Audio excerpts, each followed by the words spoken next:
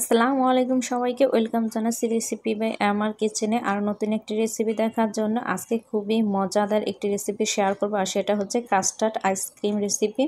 এই গরমে খুব সহজে ঘরেই কিভাবে আপনারা কাস্টার্ড আইসক্রিম বানিয়ে নেবেন সেই রেসিপিটি আজকে শেয়ার করব আপনাদের সাথে। তাই ভিডিওটি স্কিপ না করে পুরো ভিডিওটি দেখবে, আশা করছি ভালো লাগবে। আর ভালো লাগলে অবশ্যই লাইক কমেন্টস এবং শেয়ার করতে কিন্তু একদম ভুলবেন না। আর ভিডিওটি ভালো লাগলে আমার চ্যানেলটা সাবস্ক্রাইব করে পাশে থাকা অল বেল আইকনটিও বাজিয়ে রাখবেন, যাতে করে আমি নতুন কোনো রেসিপি চাইলে সাথে সাথে নোটিফিকেশন পেয়ে। আর ভিডিওটি ফ্রেন্ড এবং ফ্যামিলির সাথে বেশি বেশি শেয়ার করে দিবেন, যাতে করে এই গরমে তারাও এইভাবে মজাদার আইসক্রিম বানিয়ে খেতে পারে। তো চলুন তাহলে শুরু করি আজকের এই মজাদার কাস্টার্ড আইসক্রিমের রেসিপিটি।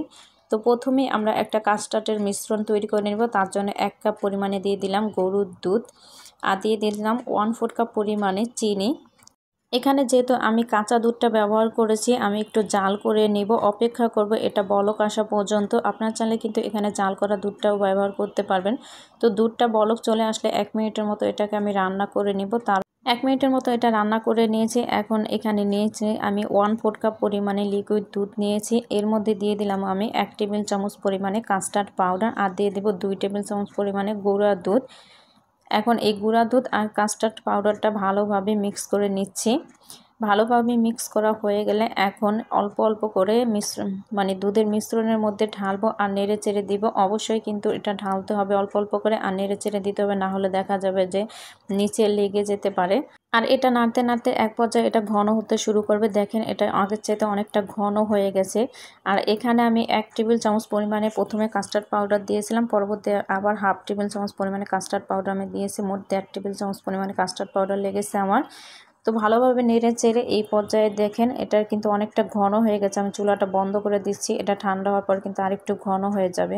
তা আমি প্যানের মধ্যেই রেখে দিয়েছিলাম 5 মিনিটের জন্য। দেখেন কতটা ঘন হয়ে গেছে। আমি একটা বাটির মধ্যে নিয়ে নিচ্ছি। তো এটাকে একটা সাইডে রেখে দিব ঠান্ডা হওয়ার জন্য। অবশ্যই কিন্তু এটা ঠান্ডা করে তারপর ব্যবহার করতে হবে। তো আমি এটা সাইডে রেখে দিচ্ছি ঠান্ডা হওয়ার জন্য। এটা ঠান্ডা হয়ে গেলে এখন অন্য একটা মিক্সিং বল নিয়ে তার মধ্যে একটা কাপ নিয়ে 1 কাপ পরিমাণে নিয়ে নেব আমি হুইপ ক্রিম। এখানে আমি ক্রিমটা ডিপ ফ্রিজে সংরক্ষণ করেছিলাম। আমি এখানে ফ্রোজেন করা টপিক্যালের হুইপ ক্রিমটা ব্যবহার করছি। আপনারা যে কোনো ব্র্যান্ডের হুইপ ক্রিম ব্যবহার করতে পারেন। তো এখন একটা ইলেকট্রিক বিটার দিয়ে এটাকে বিট করে নিতে হবে সফট হওয়া পর্যন্ত। আমি 2 মিনিটের মতো প্রথম বিট করে নেব। আর এটাকে বিট করে একদম ফর্মি করা যাবে না, যে আমরা কেক ডেকোরেশন করি সেরকম করা যাবে না। একটু সফট থাকা অবস্থায় এটা বিট করা বন্ধ করে দিতে হবে। এটা অনেকটা সফট অবস্থায় আছে। এখন যে কাস্টার্ডের মিশ্রণটা আছে দেখেন আগের চাইতে কতটা ঘন হয়ে গেছে। সেই মিশ্রণটা আমি এখন এর মধ্যে ঢেলে দিচ্ছি। কাস্টার্ডের মিশ্রণটা সম্পূর্ণ দেওয়া হয়ে গেলে এখন আবার বিট করে নিতে হবে কিছুক্ষণের জন্য। আমি 1 থেকে 1.5 মিনিটের মতো আবার বিট করে নিব। তো কিছুক্ষণ এটাকে বিট করে নেওয়া হয়ে গেলে এখন এর মধ্যে আমি অ্যাড করব কিছুটা ইয়েলো ফুড কালার। দোকানেরটা কিন্তু আরেকটু কালার আসে, তার জন্য আরেকটু কালার আনার জন্য এখানে আমি ইয়েলো ফুড কালারটা ব্যবহার করছি। আপনারা চাইলে অরেঞ্জ ফুড কালারটাও কিন্তু ব্যবহার করতে পারবেন। তো ফুড কালারটা দেওয়া হয়ে গেলে এখন ভালোভাবে ইয়েলো ফুড কালারটা সম্পূর্ণ ভালোভাবে মিশিয়ে নিচ্ছি। আর এটা এখন আর বেশি বিট করার প্রয়োজন নেই। দেখেন আর এটা কতটা সফট হয়েছে। তো এই অবস্থায় এটা থাকবে। তো আমি বিট করা অফ করে দিচ্ছি।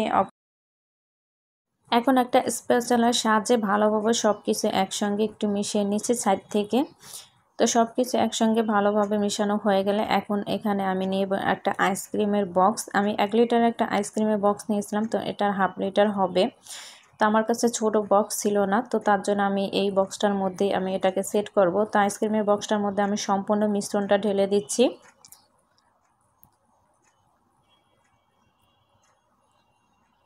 তো সম্পূর্ণ মিশ্রণটা ঢেলে দেওয়া হয়ে গেলে একটু ট্যাপ করে নিতে হবে, যাতে করে ভেতরে কোনো বাউলস থাকলে সেটা বের হয়ে যায়। তো আমি হালকাভাবে একটু ট্যাপ করে স্প্যাচুলার সাহায্যে উপর দিয়ে একটু সমান করে দিচ্ছি দেখার সৌন্দর্যের জন্য, দেখতে ভালো লাগবে। তো উপরটা সমান করে দেওয়া হলে এখন একটা ঢাকনা দিয়ে ঢেকে দিচ্ছি। আমি ঢাকনাটা দিয়ে ঢেকে এটাকে ডিপ ফ্রিজে রেখে দিতে হবে 6 থেকে 7 ঘন্টার জন্য। তো ফিরে আসলাম 6 থেকে 7 ঘন্টা পরে। এখন আপনাদেরকে আমি এটা তুলে দেখাচ্ছি আসলে ভিতরটা কেমন হয়েছে। তো একদম জমে গেছে দেখতে পাচ্ছেন আইসক্রিমটা। তো এটা বের করে 10 থেকে 15 মিনিটের মতো রেখে দিবেন, তারপরে আইসক্রিমটা তুলবেন। তো আমি এটাকে 10 মিনিটের মতো বাইরে রেখে দিয়েছিলাম বের করে। এখন আপনাদেরকে একটু তুলে দেখাচ্ছি আসলে কীরকম হয়েছে। আসলে আইসক্রিমটা খেতে এত বেশি মজা হয়েছিল, আপনারা আসলে না খেলে বিশ্বাসই করবেন না। তাই এই গরমে একবার হলো ট্রাই করবেন এইভাবে এই ঘরেই মজাদার আইসক্রিম বানিয়ে খাওয়ার জন্য। আর এই গরমে কিন্তু ছোট বড় আমরা সবাই কম বেশি আইসক্রিম খেতে পছন্দ করি, আর বিশেষ করে এই গরমে কিন্তু বাচ্চারা আরও বেশি পছন্দ করে আইসক্রিম। তো বাচ্চাদেরকে বাইরের আইসক্রিম না দিয়ে এভাবে ঘরেই কিন্তু স্বাস্থ্যসম্মতভাবে আইসক্রিম বানিয়ে দিতে পারেন, খুব মজা করে খাবে। তা আশা করছি আমার আজকের এই ভিডিওটি আপনাদের কাছে ভালো লেগেছে, আর ভালো লাগলে কিন্তু অবশ্যই ভিডিওতে একটি লাইক দিয়ে দেবেন, আর চ্যানেলটা সাবস্ক্রাইব করে পাশে থাকবেন।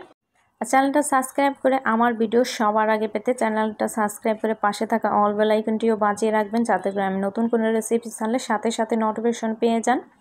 আর যারা যারা আমার চ্যানেলটা সাবস্ক্রাইব করেছেন তাদেরকে অসংখ্য ধন্যবাদ। দেখেন আইসক্রিমটা দেখতে কতটা লোভনীয় লাগছে, আলহামদুলিল্লাহ খেতেও অনেক বেশি মজা হয়েছিল।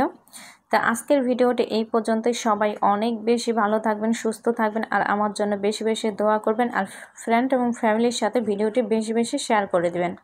তো আমার পরবর্তী ভিডিও দেখার আমন্ত্রণ জানিয়ে এখানে বিদায় নিচ্ছি। সবাই অনেক বেশি ভালো থাকবেন। আল্লাহ হাফেজ।